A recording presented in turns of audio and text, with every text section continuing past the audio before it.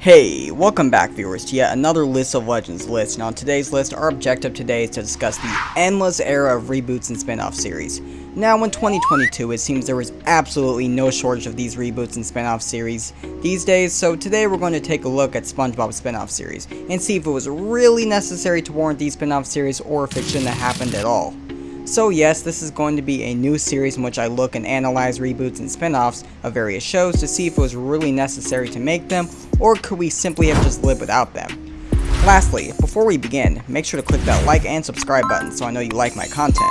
Without further interruptions, let's begin.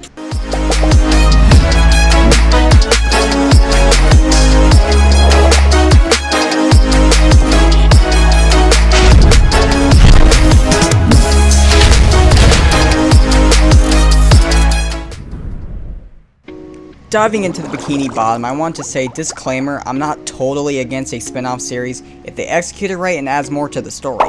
Then I'm all for it. So with that said, first up I'm going to talk about Kamp Koral. And before the comments come storming in that creator Steven Hillenburg wouldn't have ever approved this, or any SpongeBob spin-offs for that matter, need to realize that people can change their minds, so we won't truly know what Steve would have wanted. Instead of looking at old articles and giving Nickelodeon a bad rap, let's just let the man rest and dive in to see if Kamp Koral was actually good or not.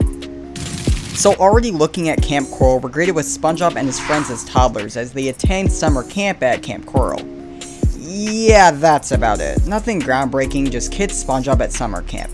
Basically Total Drama Daycare, or excuse me, Dramarama. So I'm just gonna go out of my way to say it's just boring, and obviously the only reason this show exists is, you guessed it, money. Honestly, Mr. Krabs is behind this, I just know it. In all reality though, the show just adds nothing new. Everyone acts as they do in SpongeBob SquarePants. You could argue and say it's nice to see the past and SpongeBob as a kid, but do we really need a whole entire spin-off showcasing the events of Kamp Koral? Not really. They could have easily just done a TV special and called it a day. Another thing people like to bring up is the continuity issues revolving around Sandy meeting SpongeBob when she clearly met him in the first episode, which granted, they did explain this in Kamp Koral, but still, I'm not going to gripe about it too much since SpongeBob has never really followed a canon timeline to begin with, so I will throw them a bone on this one. Also, I gotta say, this show really does feel like a game at times, since it's made with 3D animation and CGI. It feels like a bad video game cutscene, not gonna lie. Now granted, this is a show and not a movie, so it's not a huge surprise since the budget isn't as great. So overall, did Kamp Koral need to be made? Well, no. I think life would still go on and people would completely be fine if this didn't exist. Now, is it awful? Well, I wouldn't define it as that way, just that it's a total snooze fest, since it's just a summer camp setting, and there's not a lot you can really do to take advantage of it. That especially stretching it out for an entire series rather than just a special. I'll leave it up to you all in the comments down below. Do you think Kamp Koral should have been made, or do you think it would work better as a TV special in the main series, or do you actually like Kamp Koral for what it is? Let me know in the comments down below. Up next, let's talk about SpongeBob's other spin-off series, The Patrick Star Show. Similar to Kamp Koral, it doesn't really add anything new to the original series in any way. It's just Patrick hosting his own show with his family, even showcasing his sister when, as you've seen before, we already met Patrick's sister in Big Sister Sam in the main series. But as I said before, SpongeBob has really had no canonical timeline to begin with, so I'll let it slide.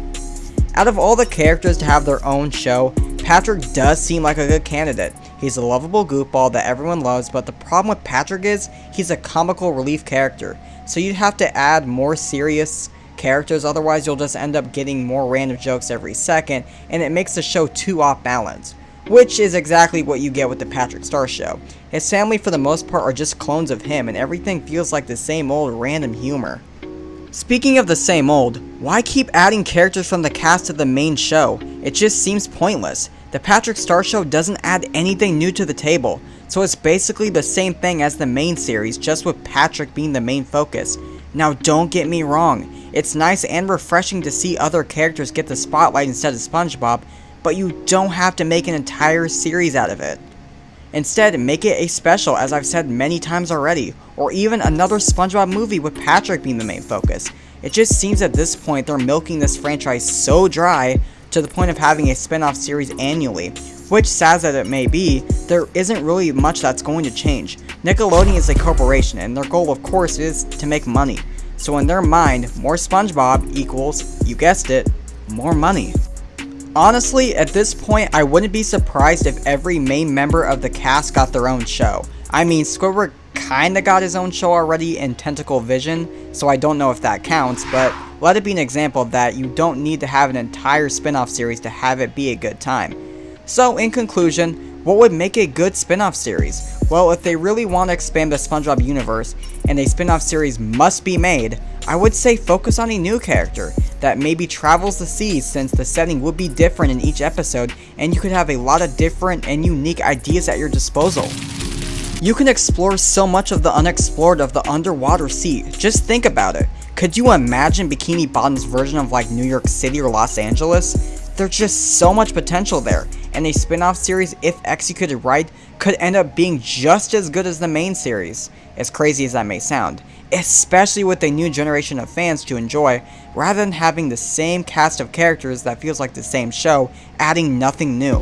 But what do you guys think? Would you like to see a spin-off series with a new character, or do you actually like the Patrick Star Show and Kamp Koral for what it is?